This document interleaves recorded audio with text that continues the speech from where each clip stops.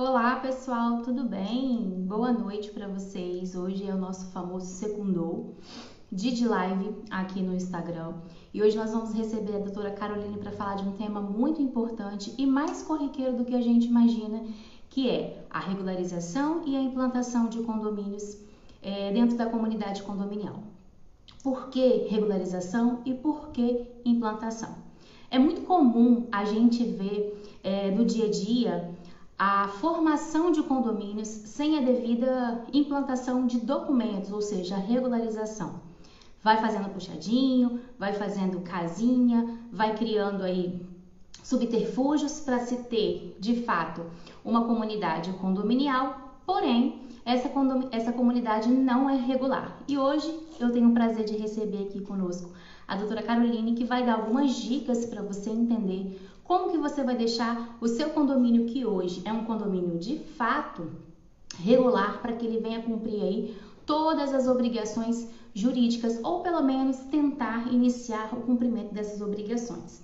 E antes de eu chamar a doutora Caroline, eu quero dizer para vocês o seguinte: eu tenho a honra de recebê-la aqui, porque eu trabalho com a doutora Caroline, a gente faz alguns trabalhos pela OAB da Serra, então eu sei da competência dela. Ela trabalha diretamente em outras áreas afetas ao direito, mas também voltada para a regularização de imóveis, e ela tem muita coisa legal para acrescentar aqui com a gente. Vou fazer o convite para a doutora Carolina, que eu já vi que ela já entrou, para a gente então poder não se delongar muito e aproveitar o máximo da presença dela aqui conosco hoje.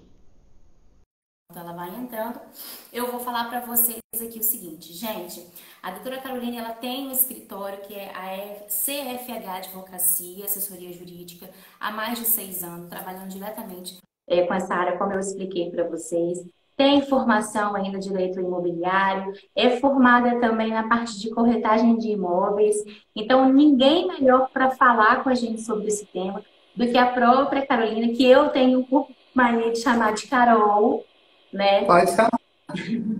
Mas, como eu ia dizendo, ela está preparada para falar para esse tema para vocês, porque nosso primeiro objetivo aqui foi trazer para o nosso público, numa linguagem, como eu sempre venho falando aqui, numa linguagem de fácil entendimento, como que vocês vão poder começar a se regularizar aí e sair dessa posição de um condomínio apenas de fato e se tornar um condomínio de direito.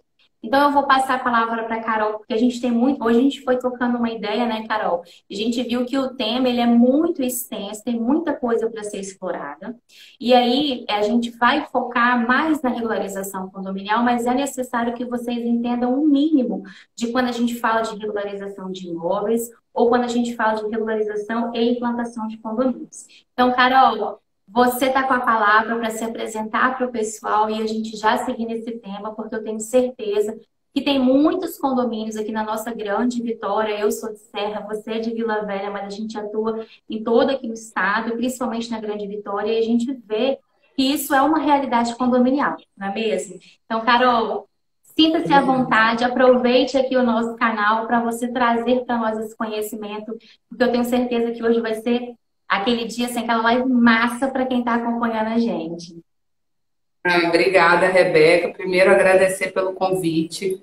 Fiquei muito lisonjeada por você ter me convidado para falar desse tema. Você que está sempre envolvida nessas questões de imóveis, de condomínios, sempre ligada nessa temática, né, de condomínios de uma forma geral, né, mais ampla. E me chamar para falar sobre esse assunto específico me trouxe. Fiquei lisonjeada mesmo. Muito obrigada pelo seu convite. Acho que é um tema maravilhoso, sou suspeita para falar, você sabe disso, eu adoro essa temática.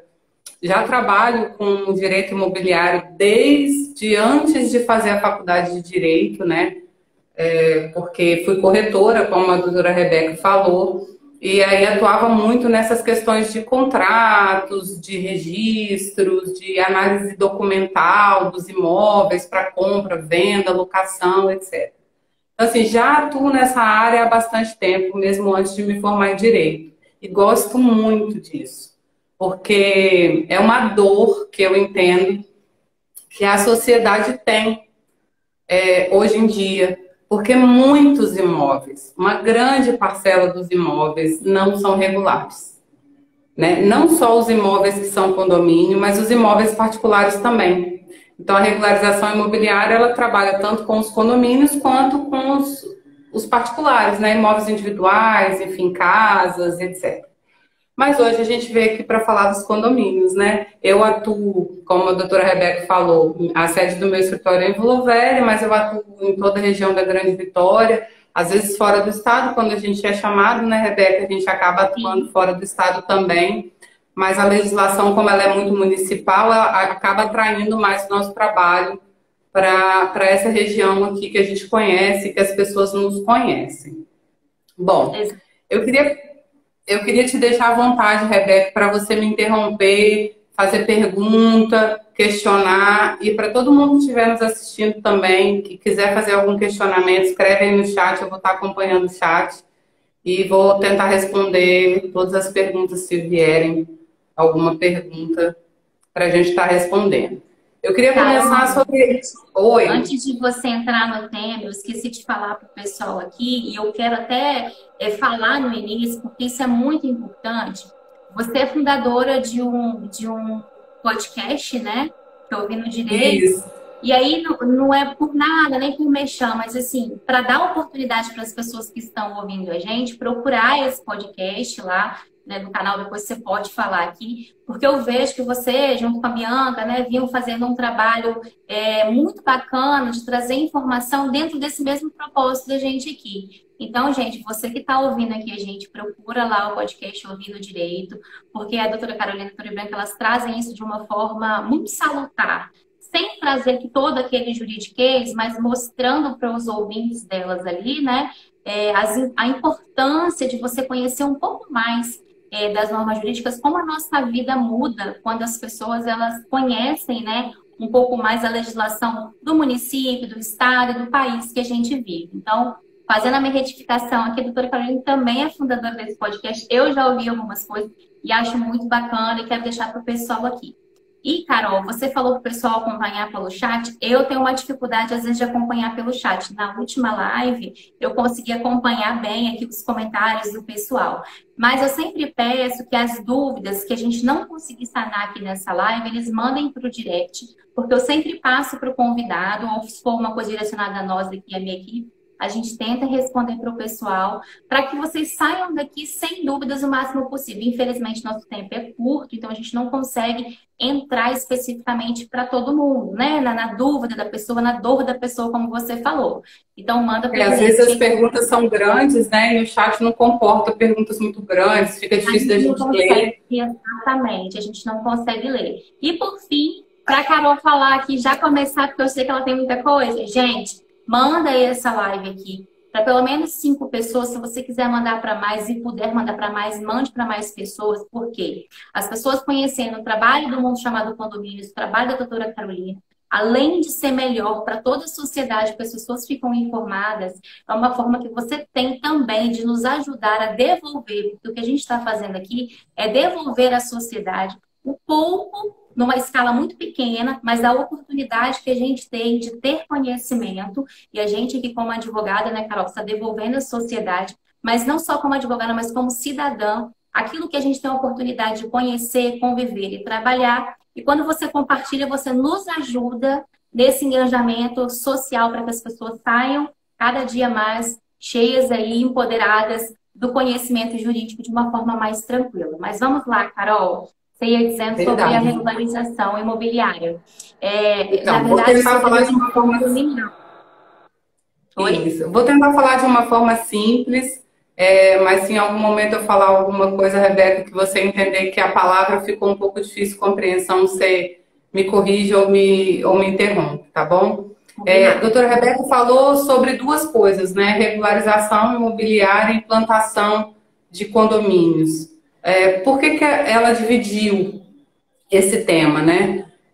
O tema foi dividido porque a regularização imobiliária, a regularização condominial, ela pode ser feita sob 2 análises, né? Sob 2 prismas. Um pela análise do imóvel em si, né? O imóvel edilício, né? O prédio ou o condomínio de casas, enfim, a forma física do imóvel, com suas particularidades e documentações, e a regularização do condomínio como pessoa jurídica, com seu síndico, com suas convenções e regimentos, e toda a parte burocrática do condomínio que é instituído daquela forma física ali, que se tornou esse corpo jurídico, né? Esse corpo pessoa jurídica. Então, são esses dois prismas que a gente precisa ter em mente e analisar quando a gente vai fazer uma regularização de um condomínio, né? Primeiro, tem que ser feita uma análise da documentação deste imóvel que originou esse condomínio. Então, esse terreno que foi construído essa edificação, esse prédio, ou esse terreno que foi construído esse condomínio de casas, ele está no nome de quem? Ele foi dividido, ele foi incorporado, ele foi partilhado entre os condôminos que compraram cada um a sua unidade? Ou está no nome de uma única pessoa? Então, precisa ser feito primeiro uma busca no Registro Geral de Imóveis, da região que aquele imóvel está alocado, né? Então, no meu caso aqui, no município de Vila Velha, nós temos 2 cartórios de registro de imóveis, 2 zonas que compreendem o registro de imóveis, e aí a pessoa precisa saber, daquele endereço que está aquele imóvel, qual é o cartório competente para fazer essa busca. E lá nesse registro de imóveis, nesse cartório de registro de imóveis, com o endereço completo, e pedir uma certidão de ônus desse imóvel, dessa matrícula, desse lugar aonde está esse condomínio. Com esse papel em mãos, que é a certidão de ônus desse imóvel, vai ser identificado ali como está a propriedade dele. Então, se essa propriedade estiver em nome de uma outra pessoa que nem tem a ver com aquela construção, por exemplo, precisa se investigar se isso foi de um inventário, se essa pessoa faleceu, doou para alguém, se isso foi através de uma invasão, se isso foi através de uma construção familiar, que é muito corriqueiro. O que a gente mais vê são construções familiares, né? Que o terreno era de uma pessoa, e aí essa pessoa ou um grupo de pessoas da mesma família constroem um prédio ou um sobrado com 3, 4 andares, às vezes mais andares, e divide entre os filhos, né? E aí depois esses filhos vão vendendo as unidades autônomas, né? Cada um vende o seu apartamento ou a sua casa, dependendo da estrutura. E esse imóvel não estava dividido na origem, lá no registro de imóveis. Então, foi feito só um contrato de compra e venda de um pedaço de um todo, mas que não está regular. Aí começam a aparecer os problemas de condomínio, né? Quem que vai pagar a conservação do imóvel? A pintura, limpeza de caixa d'água, como que vai dividir as cotas de água? Se tiver escadas externas, quem que paga a luz que fica acendendo durante o período do dia? Se tem garagem, como é que divide a iluminação da garagem? Enfim, todas essas questões que num condomínio regular que a gente conhece, isso é regulamentado pelo regimento interno e pela convenção de condomínio. Então, quando você tem um imóvel irregular de condomínio, você começa a ter problema a partir das questões práticas primeiro, né? A gente tem o problema ali com os vizinhos, de como dividir as coisas, quem que paga o quê. Aí vende, às vezes, para uma terceira pessoa que ninguém conhece, começa a ter problemas com barulho, com má conservação, com queda de coisas das janelas, das sacadas. E aí começam os problemas. Vamos regularizar, né? Oh, fazendo um adendo do que você falou, também existe a seguinte situação. Eu já peguei um condomínio assim, inclusive na live que eu fiz aqui com a Val, que é responsável por fazer ali, que é gestora condominial e faz muito a questão de fiscalização ali do prédio, né? Vendo no dia a dia, enfim. existem condomínios, em Vitória aconteceu muito isso, né? Na cidade de Vila Velha eu não sei te dizer, mas Vitória eu sei que aconteceu, na Serra nós temos pouco, mas temos essa situação também que é um pouco diferente, se enquadra mais dentro do que você está falando. Mas no município de Vitória, aconteceram de algumas construções há 20 anos, 30 anos, 40 anos, duas ou três construtoras virem a falir. E as pessoas que tinham comprado aqueles imóveis, que tinham dado entrada naquele imóvel, elas finalizaram essa construção, sem finalizar toda a documentação da incorporação, junto ao cartório de RGI. Então, isso também acontece muito. Então, dentre esses exemplos que a gente tinha dado nessa live, a gente se deparou com um prédio comercial. Então, esse prédio comercial, ele funcionava até muito bem, porque ele tinha ali uma administradora que o geria. Então, nessas questões de divisão de cotas, ele funcionava muito bem, porque ele utilizava os dados da administradora. Mas com o tempo e com a necessidade de algumas exigências que passaram a ser feitas como corpo de bombeiro, que a gente vai falar, entre outras coisas, eles ficaram impedidos de emitir alguns documentos basilares para aqueles proprietários exercerem suas funções. Por quê? Porque era um condomínio comercial, então tinha que ter alvará de funcionamento, alvará de corpo de bombeiro, dispensa da licença ambiental que foi criada há alguns anos pela Prefeitura de Vitória. Então, eles se depararam com essa situação. Então, também tem queria trazer, também tem essa terceira situação. No município de Vitória, a gente tem isso, alguns condomínios que os donos resolveram finalizar, não sabiam dessa exigibilidade, acreditavam que o único problema deles era referente ao laudêmio, né, ou à área de marinha, e ficaram tentando resolver tudo na Receita. E com o passar dos anos, eles foram cobrados aí de estarem irregular. Então, para o pessoal entender que a gente também tem essa figura de não só ser um ambiente que veio de uma estrutura familiar ou de uma invasão, como você falou. Existem aqueles que começam certo e em um determinado momento dá um problema e não se finaliza a regularização. Então, isso também vai ser muito importante nessa análise que você falou aí, inicial, da gente entender qual é a situação de cada condomínio, então, para a gente seguir ou com uma regularização imobiliária primeiro ou depois com uma regularização condominial. Mas aí você ia falando sobre essa análise. A gente teve aqui em Vila Velha também casos da extinta Encol, não sei se você já ouviu falar, a falecida, né? A falecida Encol deixou alguns casos desses, né? Que até outras construtoras abraçaram alguns condomínios que eles começaram a construir. E outros condomínios foi feito em regime de condomínio fechado, que os próprios condôminos que dividiram as despesas do término da construção com construtoras particulares, né? Então tem todas essas situações e mais um monte. Chegou aqui no meu escritório há uns meses atrás uma situação de um condomínio de casas numa área rural. E eles queriam regularizar. A construtora que fez o condomínio não regularizou o condomínio junto à prefeitura da cidade, lá do município. E eles queriam fazer um regimento interno e fazer toda uma convenção direitinha, mas eles não queriam mexer na documentação regular do condomínio, porque eles iam deixar de ser área rural para passar a ser área urbana e ter que pagar IPTU, e ter que pagar o ABITS, o INSS, uma série de outras coisas. Então, assim, tudo tem que ser analisado de acordo com a matrícula mãe, o documento de origem daquele terreno que foi construído aquele condomínio. A gente estava conversando mais cedo e eu cheguei a comentar contigo também sobre as possibilidades do REURB. Então, quando você tem uma situação de fato, ela precisa ser analisada todos os pontos. A gente tem várias formas de regularizar um imóvel.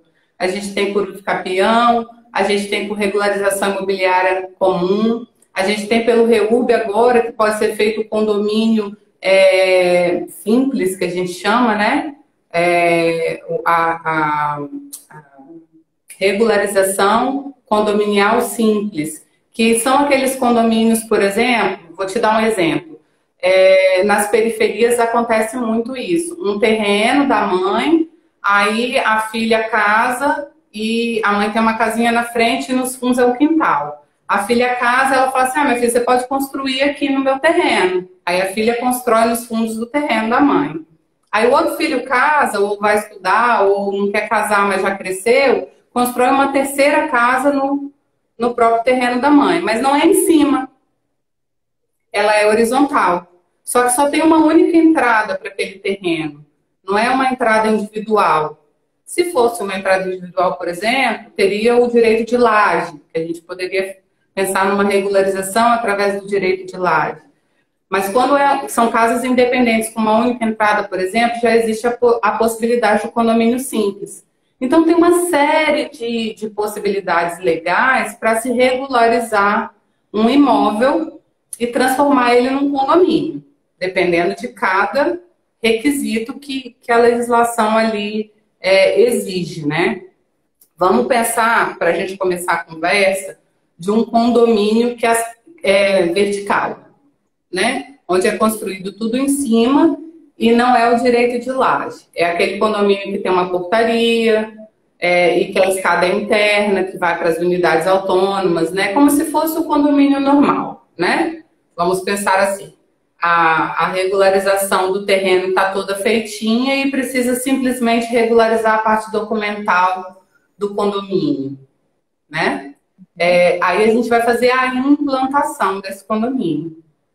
Por quê? Porque a partir do momento que você regulariza o imóvel, este imóvel adquire o habite, que é o que a gente chama, que é o documento que a prefeitura do município emite para liberar aquele espaço para que as pessoas usufruam, para que elas utilizem daquele espaço. Então, por exemplo, se você comprou um prédio novo de uma construtora, regular, tudo bonitinho, mas que nunca ninguém morou, é necessário ter este documento que se chama habite-se para que as pessoas comecem a morar nesse condomínio.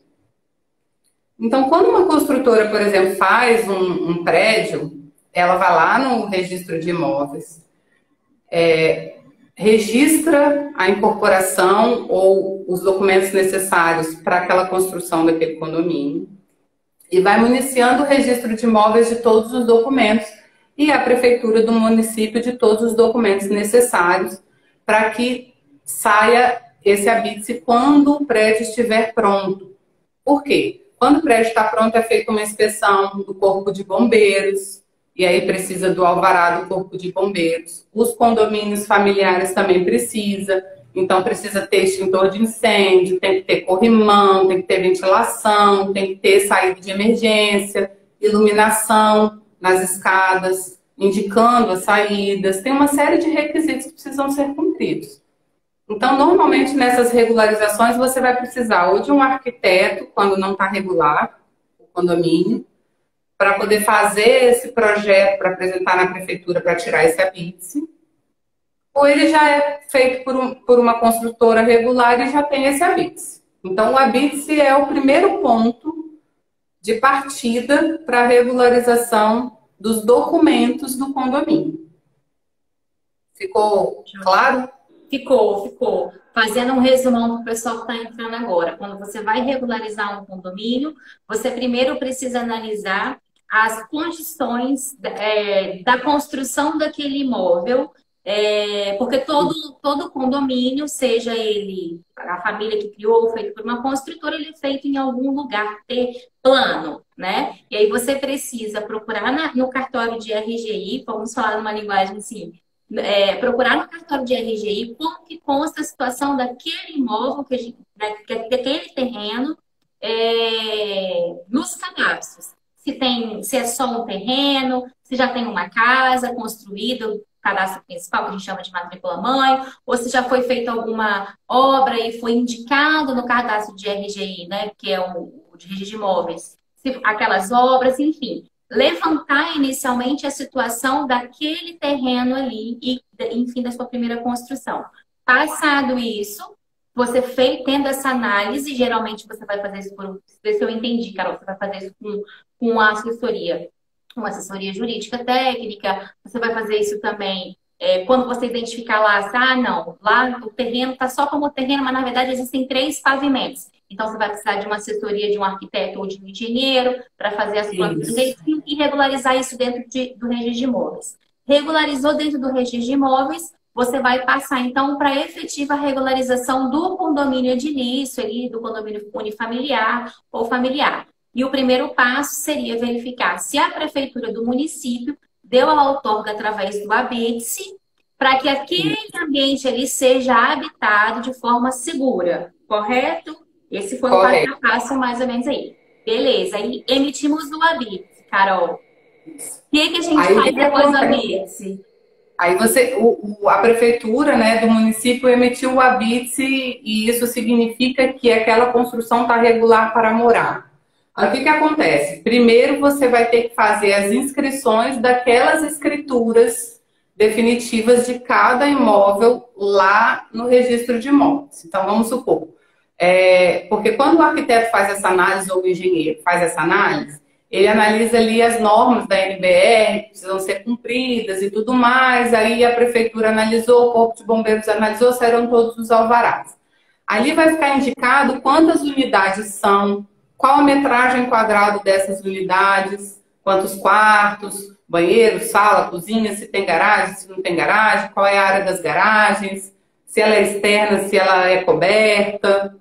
Todas essas especificações da descrição de cada unidade, a gente chama de unidade, gente, os apartamentos, né? A casa individual de cada um ali, o apartamento individual daquele condomínio. Então, cada unidade vai ter a sua descrição. Essa descrição é feita pelo profissional que fez essa documentação para ser entregue, né, junto ao município e também junto ao RGI, que averbou esse documento, essa planta lá, né, no cartório de registro de imóveis, e aí precisa ser inscritas essas escrituras definitivas. De quem que é? No nome de quem? É solteiro? É casado? Trabalha com o quê? RG, CPF? E aí você vai nominar cada proprietário dentro daquela matrícula mãe. Apartamento 101, fulano de tal e ciclano, casados, brasileiros, nananana. O Registro Geral de Imóveis vai fazer umas matrículas individuais para cada unidade, né? Vai inscrever essas escrituras individuais em cada unidade, com a particularidade de cada proprietário. Primeira coisa. E aí, a partir daí, vai ser elaborada uma convenção.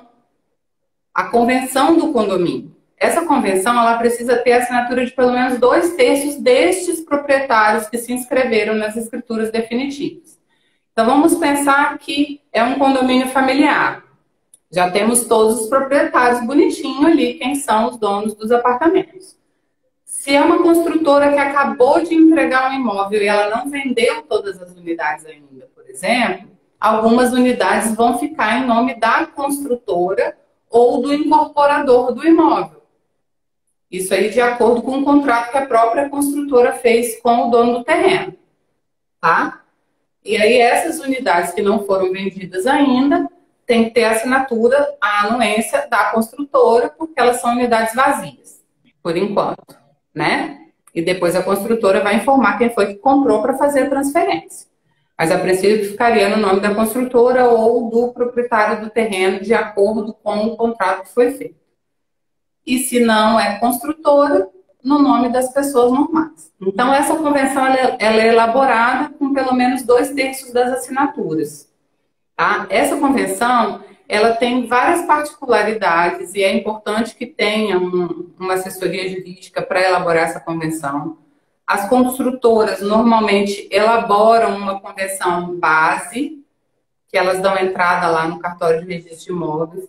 E depois, quando é feita a primeira assembleia, que eu vou explicar direitinho em que momento que é feita, isso pode ser mudado com os proprietários definitivos, né? Pode ser alterada essa convenção posteriormente. Então, a primeira coisa, escreveu as escrituras definitivas lá no cartório de registro de imóveis. Elaborar essa convenção com pelo menos 2/3 desses proprietários, que a gente chama de fração ideal, né? Que cada um tem lá o seu pedacinho do prédio inteiro, né? Do condomínio todo. Passado isso, a gente vai precisar a gente não, né? A pessoa que estiver regularizando vai precisar ter uma assembleia, que a gente chama de primeira assembleia, que é para ter a eleição do síndico e do conselho consultivo. Porque todo condomínio precisa de um representante. E o representante legal do condomínio é o síndico, né? Tanto que eu vou explicar lá na frente depois mais ou menos o porquê ali da figura do síndico.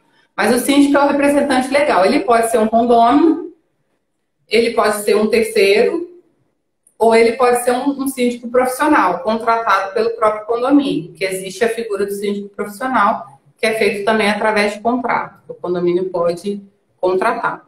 Então, para que é essa assembleia?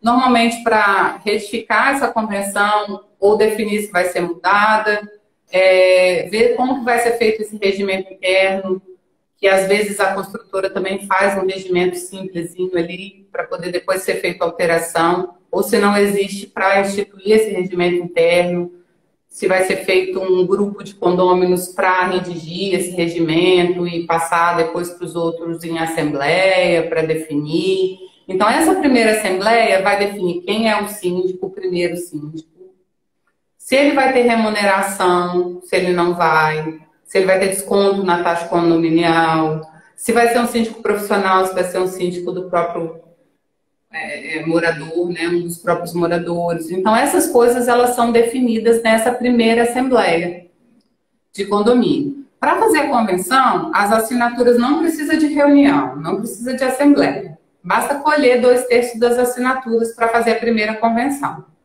Mas para eleger o síndico e o conselho consultivo, é necessário que haja uma assembleia. Então, na prática, quando é um condomínio já existente, né, que está irregular, um condomínio familiar ou um outro tipo de condomínio que já existe, precisa ser feita essa assembleia e que às vezes já tem um síndico meio informal, mas precisa ter essa assembleia para formalizar. Essa assembleia tem que ter uma ata, essa ata tem que ser registrada, tudo direitinho, tá? Isso é obrigatório, não tem jeito, pela legislação. Depois disso, feito essa assembleia, elegeu o síndico, o conselho consultivo e definiu ali os parâmetros, se vai manter aquela convenção ou não, se vai fazer o regimento ali, ou se já tem, se vai mudar, como é que vai ser, precisa solicitar na prefeitura, tá? Num departamento diferenciado lá, um departamento especial ali da prefeitura, o desmembramento do IPTU. Porque quando um condomínio é construído e que sai o habite, sai um único carnê de IPTU, com toda aquela metragem quadrada de toda aquela construção, que é paga num único carnê.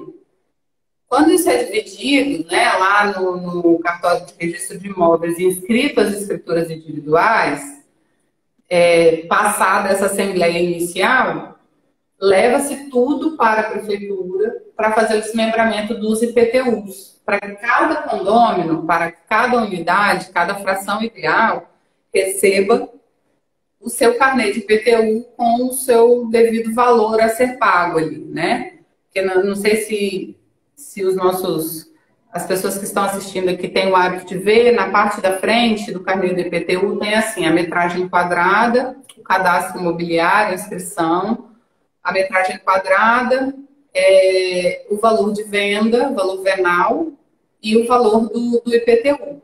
Então, para calcular esse valor de venda, eles precisam saber qual é a fração ideal de cada unidade. Esse valor que eu estou falando é da unidade individual, tá? Que às vezes acontece da inscrição da garagem, por exemplo, ser separada e recebe um IPTU do apartamento. Quando a escritura da garagem ela é separada, o IPTU também é separado. Quando a escritura da garagem é junta, vem um único carnê de IPTU. As áreas comuns vão continuar sendo uma outra inscrição imobiliária que é paga pelo condomínio, corpo pessoa jurídica, que é a área da piscina, as áreas de corredores, de circulação, portaria, enfim, né? Essas áreas comuns do condomínio é uma outra inscrição imobiliária, mas que elas estão dentro da escritura individual, né? que é a fração ideal individual e a fração do todo, né? Que é dividido. Por isso que é importante ter esse corpo técnico, é necessário ter o arquiteto ou o engenheiro para fazer todas essas análises e a documentação sair toda certinha. Né? Até para esses documentos não dar problema depois lá na frente. Quando a gente estava conversando, uma coisa que nós identificamos aqui que é muito comum. Você está falando, né, de todo esse processo de regularização, esse passo a passo inicial, ainda que meio resumido, mas está ali, né, trazendo isso bem mastigado para o nosso público. Mas uma coisa que a gente identificou é o seguinte: as pessoas, quando elas moram num condomínio que foi casas, principalmente se foi familiar, né, que foi construindo ou no mesmo terreno várias casas, ou fazendo um prédio, né, meio que um condomínio vertical aí, uma unidade em cima da outra, elas se confundem muito achando que está regular, tudo certo dentro do cartório de RGI, porque a própria prefeitura, seja pelo objetivo de arrecadar ou não, mas ela já faz essa costuma de tempos em tempos fazer ali uma varredura nos bairros, né? Identificar que, às vezes, dentro de um mesmo terreno tem mais de uma unidade imobiliária e ela mesmo gera esse cadastro individualizado. E as pessoas vão pagando IPTU ao longo dos anos, né? Às vezes até compram o imóvel já e a pessoa fala, não, tá, que faz aquele contrato de gaveta, né? Então tá aqui o IPTU tudo certinho. E quando chega lá na frente, ela se depara, quando a gente vai atender um cliente, eu vejo que isso é muito comum, né? Ele se depara falando, não, eu já pago meu IPTU individualizado, por que a minha matrícula, meu imóvel, por que eu tenho que acertar todo esse imóvel? E, na verdade, essa fase, né, comum que a construtora já faz, de pegar ali, entregar o imóvel, individualizar junto à prefeitura esses imóveis, a própria prefeitura de tempos em tempos faz. Só que ela faz só com a parte do cadastro imobiliário dela. Ela não regulariza todo aquele imóvel a nível de plantas, a nível de habites, a nível de documentos obrigatórios dos demais setores da prefeitura e nem regulariza o imóvel junto à rede de imóveis. Então, é possível você pegar um cliente com o IPTU todo certinho, em tese, mas está todo errado a parte de documentos, né? A gente vê isso inteiramente. Com certeza. Existem edificações, como você falou, que a própria prefeitura já fez um desmembramento administrativo, que é os fiscais da prefeitura, né? Fiscal de postura, fiscal municipal, eles identificam quando uma inscrição ela está sendo paga, por exemplo, sobre um imóvel de 80 metros quadrados e ali já existe uma construção de 3 pavimentos. E aí eles vêm junto aos proprietários e pedem para que seja regularizado essa parte administrativa. O que acontece? O fiscal da prefeitura vem no imóvel, vai até o imóvel e faz um croquis daquele lugar. Ele faz um desenho, um esboço do que o imóvel é, a fim de identificar qual é a metragem quadrada e o tamanho daquele imóvel, para que aquele imóvel tenha um valor venal mais compatível com o que ele tinha quando era uma única inscrição. Pega os dados da pessoa que adquiriu ou que construiu aquilo ali e abre uma inscrição imobiliária desmembrada. E aí aquele imóvel que era um imóvel de 50 metros quadrados, de 80 metros quadrados, passa a ser 3 inscrições de 100 metros quadrados junto à prefeitura. Mas foi um procedimento administrativo. Então, às vezes, um único imóvel tem mais de uma inscrição e, às vezes, também, o imóvel ele tem essas inscrições no nome do proprietário e a pessoa, um exemplo, né? Está regular lá no RGI, mas não está no nome de quem comprou ainda. E na prefeitura está como a pessoa que é responsável financeiro, porque você pode alterar na prefeitura com um contrato de compra e venda. O responsável financeiro, você não consegue alterar o proprietário. Aí no carnê aparece o nome de quem comprou, mas lá no RGI ainda não está no nome de quem comprou. Está no nome do antigo proprietário porque não foi feita a regularização do imóvel, não foi feita a averbação, a devida transferência. E quando se faz a transferência, paga o imposto de transmissão. Então, o mais importante não é você verificar o carnê do IPTU junto à prefeitura. É você ir no cartório de registro de imóveis, ver como é que está na matrícula do registro de imóveis. Esse desmembramento do IPTU na prefeitura é o quinto passo, é o quinto momento que vai ser feito quando você regulariza uma unidade imobiliária, para que cada um tenha a sua quarta-parte dividida, para que esse IPTU seja uma porcentagem justa para todo mundo que está morando ali, né? Mas não é ponto de partida o carnê do IPTU, a inscrição imobiliária, porque pode existir, sim, esses desmembramentos, inclusive de áreas que são áreas que foram invadidas, que não têm registro, né? Que são áreas que não têm registro de imóveis, não tem registro imobiliário, mas que na prefeitura recolhe IPTU. É verdade. Né? Então, tudo isso, principalmente nas áreas de invasão, né? Na Serra, por exemplo, a gente tem muitos bairros que foram construídos com aqueles programas habitacionais, né? E o seu entorno ali, eles foram sendo invadidos. Às vezes uma área verde, ou não mesmo uma área verde, mas uma área que não tinha fazia parte daquele projeto habitacional. A gente vê muito isso, imóveis que foram sendo invadidos e que hoje as pessoas pagam IPTU, tem contrato de compra e venda, vai passando de gente para gente, mas não tem essa regularização. Às vezes só recibo de compra e venda, nem contrato, né? Só recibo de compra e venda, e a prefeitura, ela aceita como o documento inicial ali, como ponto de partida para abrir a inscrição imobiliária, para o pagamento do imposto predial. Exatamente. E é interessante que aí nessas áreas as pessoas começam a viver exatamente como a gente está falando aqui, né?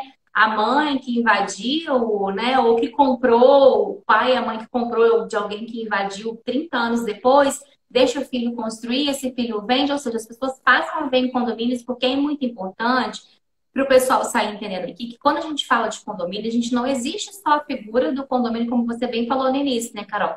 Não existe só o condomínio vertical. Existe condomínio horizontal, existem vários tipos de condomínio. Nós temos o condomínio edilício, propriamente dito, que a gente está falando da implantação aqui, da regularização e, consequentemente, da implantação. Mas existem vários tipos de condomínio e as pessoas passam a viver assim em condomínio por uma necessidade lá na frente, precisam regularizar e tem que vir fazendo esse passo a passo de descobrir, enfim, qual que é a situação real da sua análise real. E aí, Carol, depois que a gente faz essa parte de desmembramento na prefeitura, dessas inscrições imobiliárias, qual seria assim, o passo que a gente pode iniciar, próximo passo, para a gente, então, tentar cumprir aquele planejamento de sair com um condomínio regular? Então, aí já está muito perto. Desmembrou as questões individualizadas junto ao IPTU, né? Está tudo desmembrado, é porque todo o resto da documentação no RGI já está pré-definida e averbada no cartório junto àquela matrícula mãe com as suas individuais. A partir daí você registra o condomínio com a sua convenção, com o seu regimento, tudo direitinho, e esses desmembramentos no cartório de RGI junto da matrícula do imóvel. Então isso tudo fica num único documento, no cartório de RGI registrado, com a planta, com as frações ideais, com os IPTUs, com os números dos proprietários, né, os nomes, enfim, com as matrículas individualizadas, porque quando você que comprou uma unidade ou que você se tornou dono de uma unidade a partir de um condomínio que está sendo regularizado, precisar de uma certidão de ônus, você não vai precisar da matrícula mãe do imóvel para tirar sua certidão de ônus. Basta a sua unidade, a sua fração ideal, você pedir ao cartório de registro de imóvel que ela saia individualizada. Então, é um único processo no cartório de registro de imóveis que vai desencadear várias matrículas individuais, tendo aquela como uma matrícula raiz. E aí vários bracinhos, igual árvore mesmo, né? Várias... Como é que a gente chama, gente? Vários galhos, né? De um tronco largo, vários galhos. E aí fez o registro no cartório de registro de imóveis, precisa fazer a inscrição do condomínio no CNPJ. Como que faz? No site da Receita Federal. Ah, Carol, mas condomínio paga imposto de renda? Não. Condomínio não paga imposto de renda, né?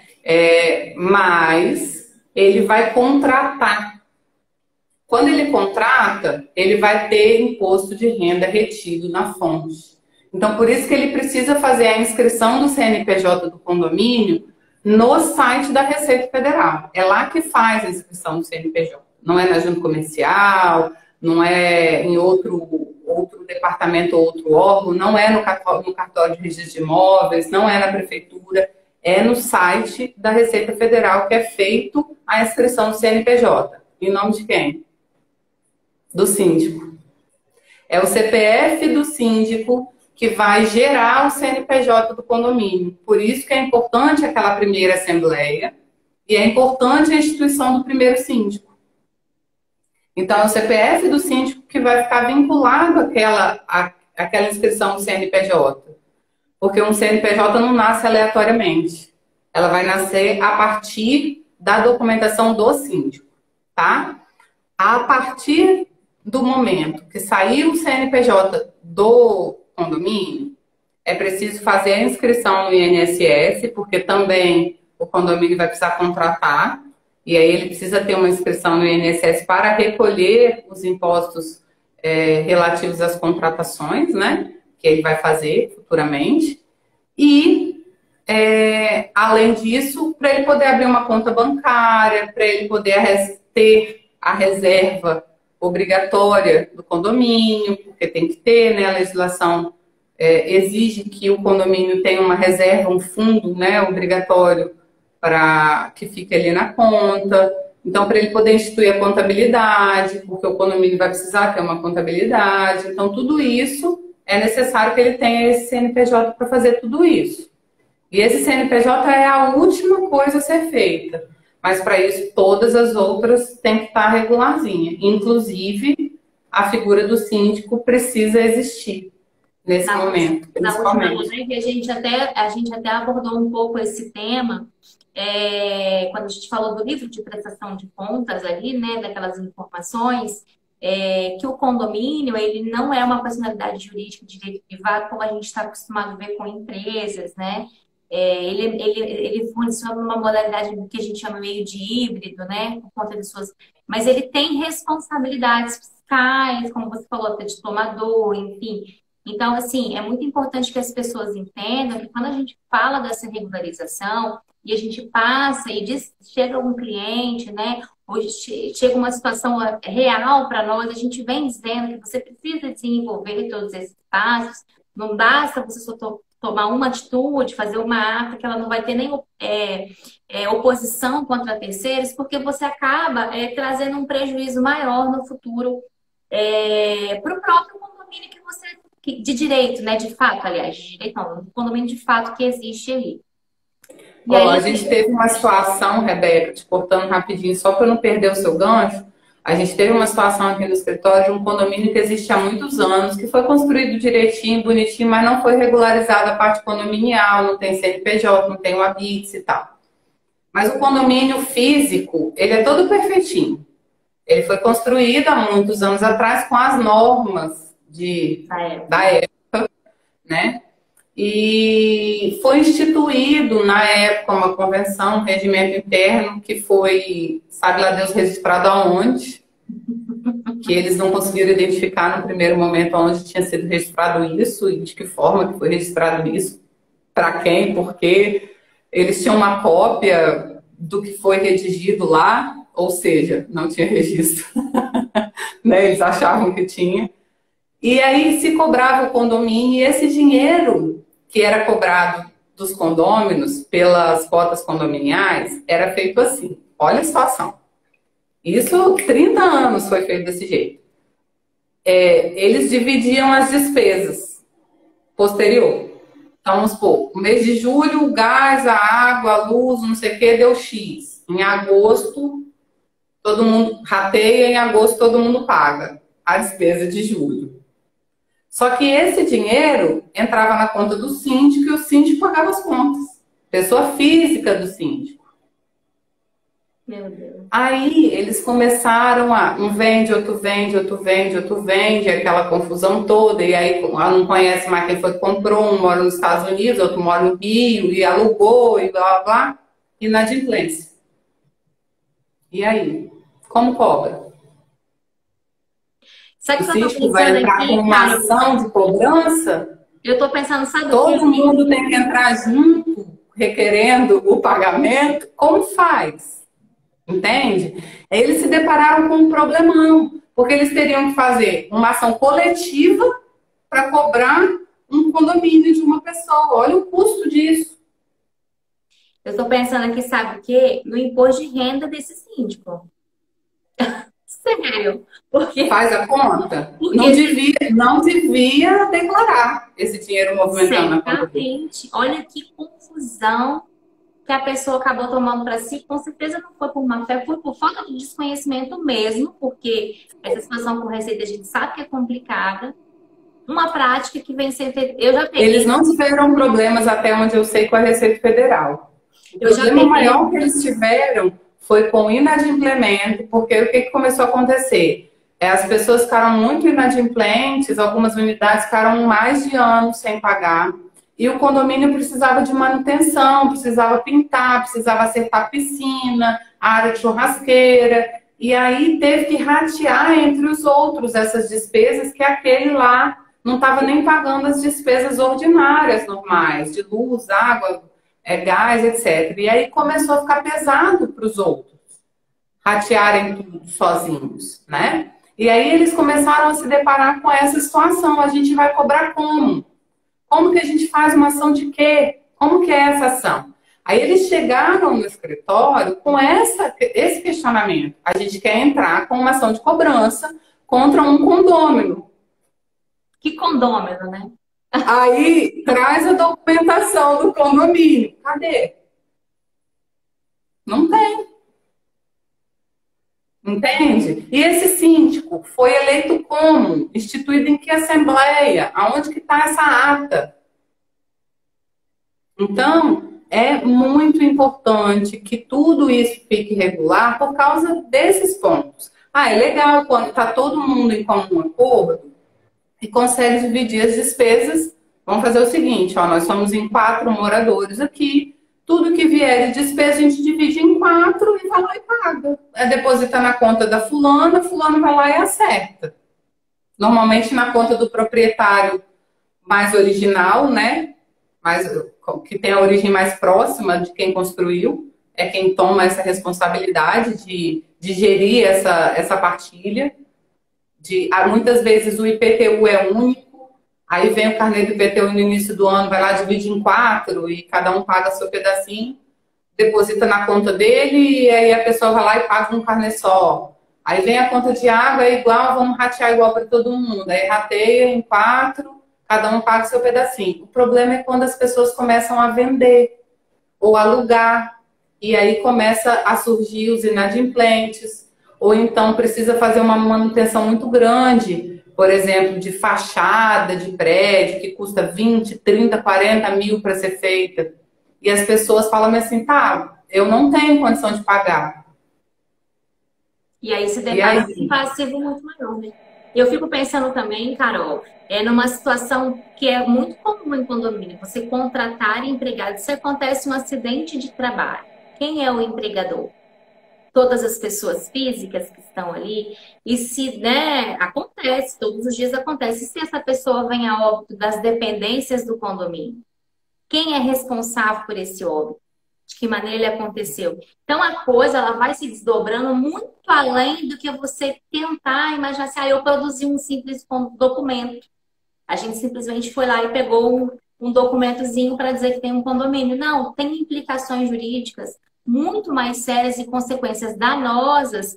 E no final das contas, o condômino ele sofre muito mais no bolso do que se ele se organizar para fazer uma regularização, porque a gente sabe que tem um alto custo, né? A depender da situação do imóvel, vai ser um pouco mais custoso, a depender da quantidade de moradores que existem ali, vai ser um pouco complicado, mas é melhor que o condomínio contrate uma assessoria e comece a se organizar, porque ele é um condomínio de fato, do que ele vai empurrando com a barriga, porque chega uma hora que... E sempre a conta chega, né? Eu sempre falo isso, de alguma maneira, em algum momento, pode ser daqui a 50 anos, a conta vai chegar por algum motivo. Principalmente essas questões que envolvem arrecadações perante o fisco, seja ele municipal, estadual, né, federal, sempre a conta chega uma hora. Carol, eu queria que você pudesse trazer aqui um pouquinho para a gente poder entender melhor essa questão do INSS, porque a gente tem uma... quando a gente faz essa regularização, você citou aqui, a gente vai fazer os recolhimentos de INSS. Mas a gente sabe que se lá na época da construtora tivesse sido feito tudo certinho na incorporação, já tinha esses recolhimentos de INSS. E aí, quando a pessoa vai fazer essa regularização, o profissional fala assim, olha, a gente precisa fazer essa regularização do INSS. Ela acaba se confundindo com aquele INSS que ela vai recolher depois que ela contrata alguém. Queria que você pudesse falar um pouquinho para a gente do que seria essa regularização do INSS na regularização do condomínio. Tá. Quando se constrói qualquer coisa, seja ele um imóvel individual, ou seja ele um condomínio edilício, que é o que a gente está tratando aqui, se contratam pessoas para construir. É o construtor, é o pedreiro, é o pintor, é o encanador, é a pessoa que vai fazer a parte de piso, enfim, sempre tem pessoas trabalhando ali. Então, a obra, ela recolhe o INSS sobre os valores pagos para esses profissionais. Então, vou tentar simplificar porque é um assunto complexo, tá, Rebeca?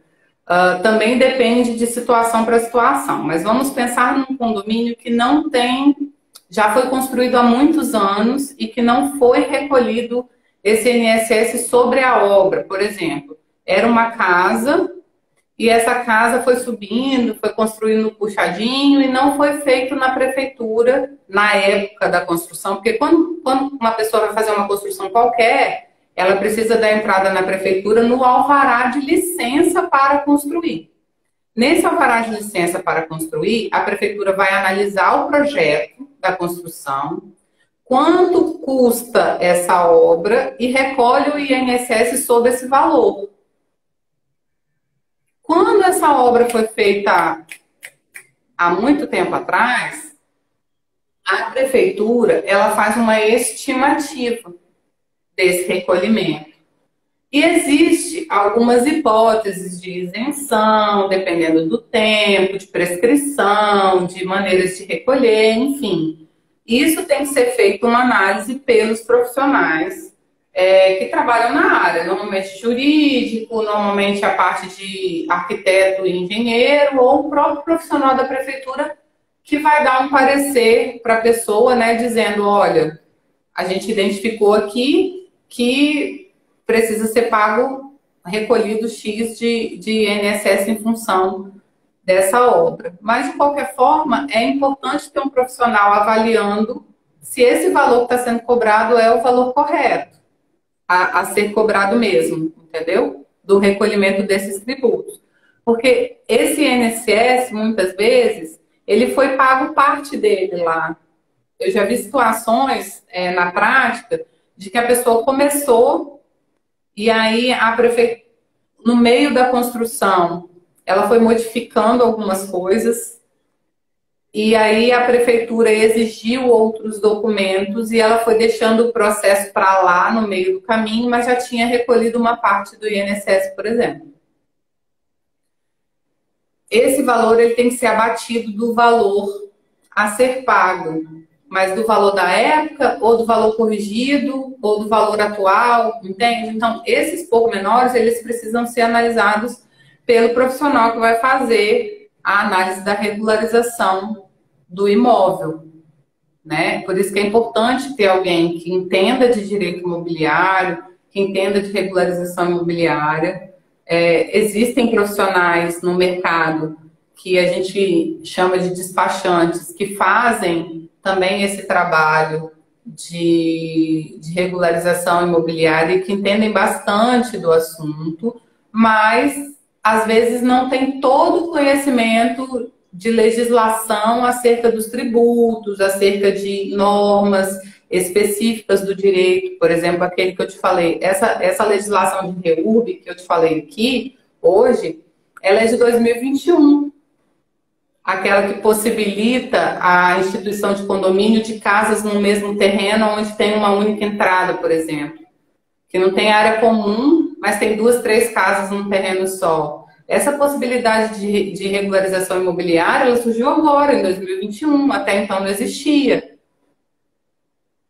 Era um buraco que tinha na sociedade que não tinha como resolver, por exemplo, né? E tem áreas que não dá para desmembrar no registro de imóveis por causa do tamanho. Né? E aí, como é que faria? Eu tenho o costume de dizer assim, é clichê, não é um ditado bonito, mas assim, cada macaco no seu galho, né? Cada um na sua área. A gente sabe que existe a figura do despachante, nós não estamos aqui falando contra a figura do despachante, muito pelo contrário. Não, a gente sabe que ele é importante. Muitos despachantes que trabalham muito bem.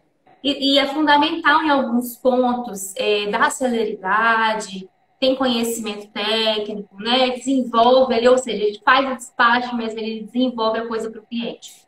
Mas é muito importante, quando alguém vai contratar, se vai falar de regulação imobiliária ou de regulação condominial, aquele grupo de pessoas que vai contratar ali, é muito importante que ele entenda que é um tema que precisa, de fato, conhecer a legislação, e é uma legislação extensa, porque você vai lidar tanto com uma legislação federal, né, ou estadual, que vai falar ali de recolhimento de tributos, como a gente citou alguns aqui, quanto você vai lidar com uma legislação municipal que vai falar de acessibilidade e possibilidade da constituição efetiva daquele condomínio, a depender de como ele é. Você vai se deparar com uma legislação municipal que vai trazer normas muito específicas, que, por exemplo, em Vila Velha, de uma maneira, aqui é dito, como eu citei o caso de Vitória, que a gente tem ali a área de Marinha, tem as questões do laudêmio, que acontece no município de Serra, por exemplo. Então, quando aqui a gente tem bastante. Isso, quando você vai contratar esse profissional, é importante que você faça essa análise crítica. Por quê? Porque um profissional que ele conhece, não precisa ser do município, ele precisa conhecer a legislação do município. Ele vai te conduzir para um menor custo. Porque o ideal é que você se regularize, né? Então, ele vai te conduzir para um menor custo aí. E a gente tira aquela máxima que as pessoas tendem a acreditar que a regularização imobiliária e a regularização condominial, ela é muito custosa. Não vamos mentir, ela gera um custo, mas principalmente esse custo vai aumentando, esse passivo vai aumentando quanto mais o tempo passa, porque nem tudo prescreve, né, Carol? E quanto mais o tempo passa, maior vai Nesse caso, pouca coisa prescreve. Exatamente. No caso de regularização imobiliária, poucas coisas prescrevem com o tempo.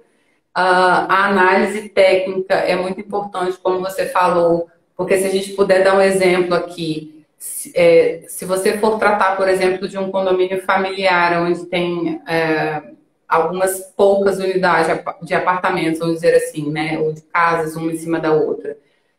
Vamos dizer que tenha lá dois pavimentos. E aí o pai faleceu e a mãe ficou morando embaixo, 2 filhos em cima. Posteriormente a mãe faleceu e o filho do meio vendeu. Aí vendeu para uma pessoa que faleceu e ficou a esposa e os filhos, ou ficou só os filhos casados. E aí começa a embaralhar uma situação que, para regularizar o imóvel, você tem que ter um monte de inventário antes de começar a regularização. E aí você aumenta o custo para individual, para cada condômino, para cada proprietário. Que talvez uma análise técnica identifique que um direito de laje resolveria, por exemplo, numa única matrícula de uma casa base. Se esses imóveis tiverem entradas individuais, por exemplo, é possível se fazer um direito de laje para os 2 imóveis de cima e desmembrar os 3 e eles serem independentes, mesmo sendo verticais.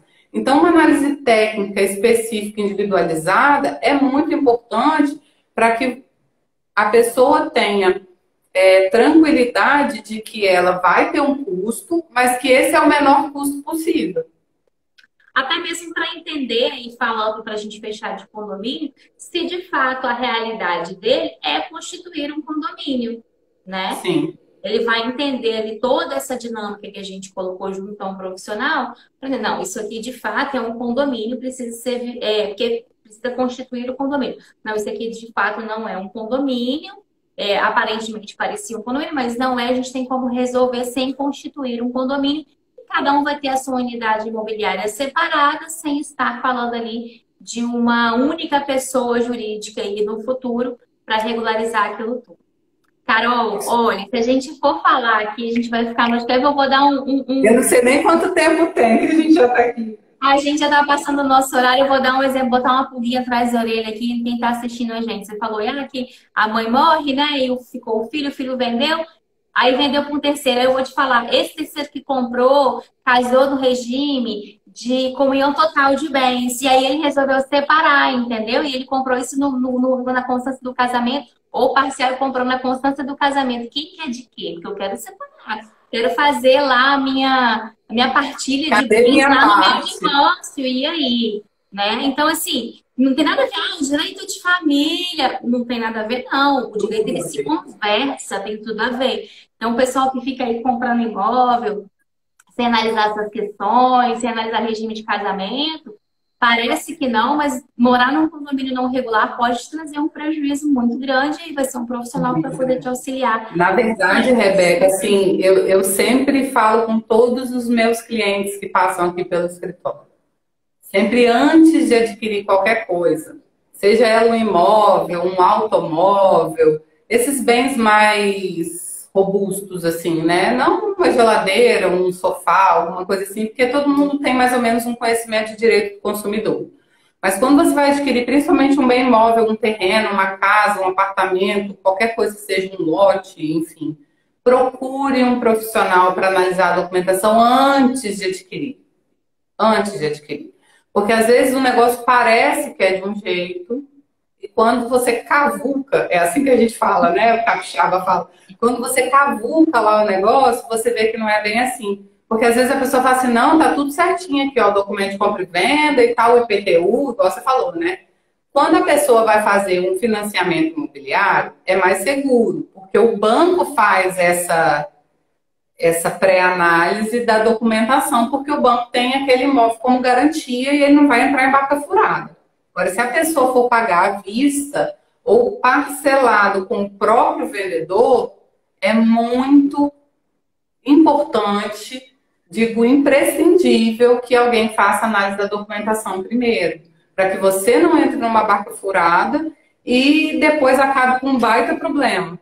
Perca o dinheiro que você investiu ali no primeiro momento, que até para desfazer o negócio, você vai gastar mais para contratar uma assessoria jurídica para conseguir desfazer o negócio, a depender de como você fez esse negócio, né, da responsabilidade que você criou ali contratualmente. Carol, infelizmente, a gente não tem como ficar aqui a noite toda falando, mas assim, é um tema muito legal, muito bacana. E eu que atuo com condomínios, eu vejo que isso é uma dúvida das pessoas corriqueiramente, né? Não, todo condomínio está irregular, não, mas eles têm muitas dúvidas sobre essa questão de documento. As pessoas estão começando a entender, que eu falo, né, que esse mundo chamado condomínios, elas estão começando a entender agora a sua importância de estar regular, de como funciona, que as coisas são muito mais amplas do que simplesmente comprar um imóvel, colocar os seus móveis ali e morar, e você ter um vizinho, e ir para uma assembleia de condomínio, não. O condomínio ele se tornou, ele sempre foi, na verdade, muito complexo, né?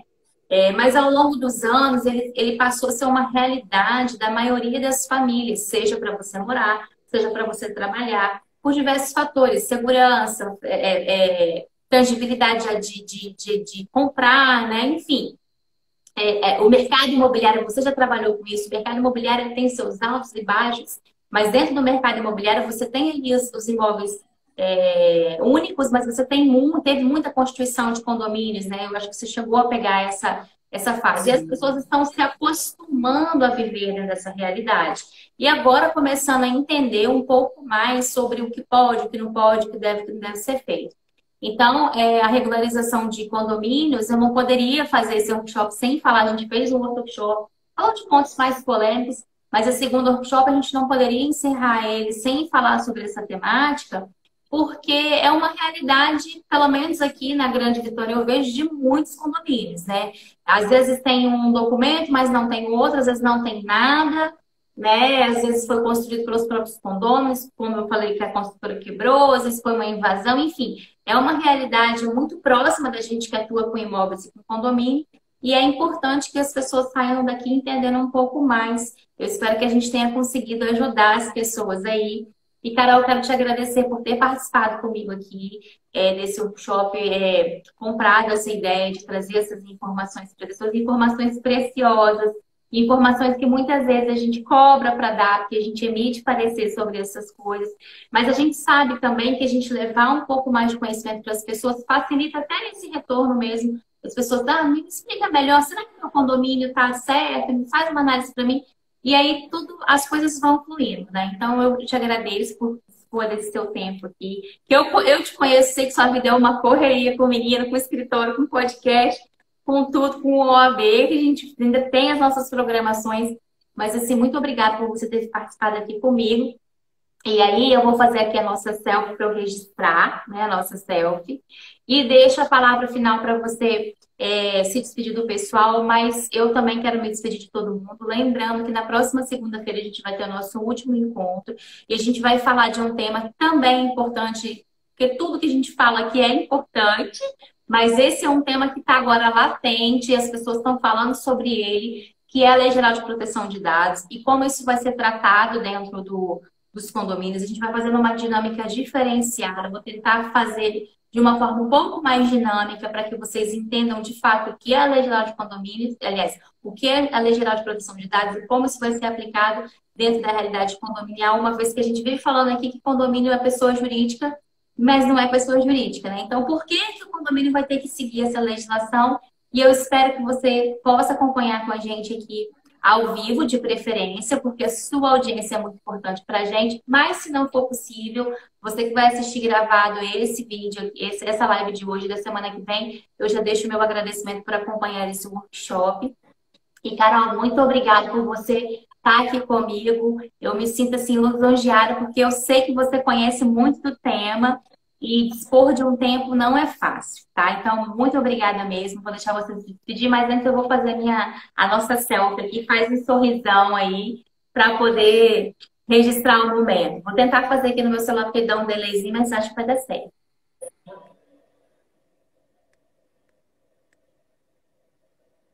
Foi. Aqui foi. Então, eu que agradeço. Mas, Carol, a palavra está com novamente. você. Beijo, pessoal, e espero vocês na próxima aqui com a gente. Eu que agradeço, Rebeca, pelo convite mais uma vez. É sempre muito gratificante poder falar daquilo que a gente entende um pouquinho e que a gente lida no dia a dia, né?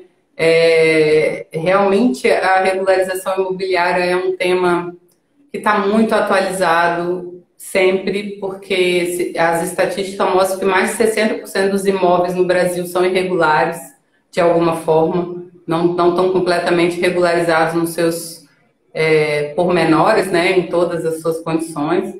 Então, é sempre um tema muito pertinente. Parabéns pelo workshop, parabéns pelo tema. Obrigada por ter me escolhido para falar sobre isso. E eu estou à disposição sua, estou à disposição de quem quiser mandar aí no seu direct as perguntas para a gente desenvolvê-las aqui, responder. E estou aí aberta para compartilhar de tudo que a gente vive aqui no dia a dia. Então, pessoal, a Carol, ela está fazendo aqui a live pelo perfil dela, mas se ficar dúvida aqui, manda aqui que eu mando para ela também.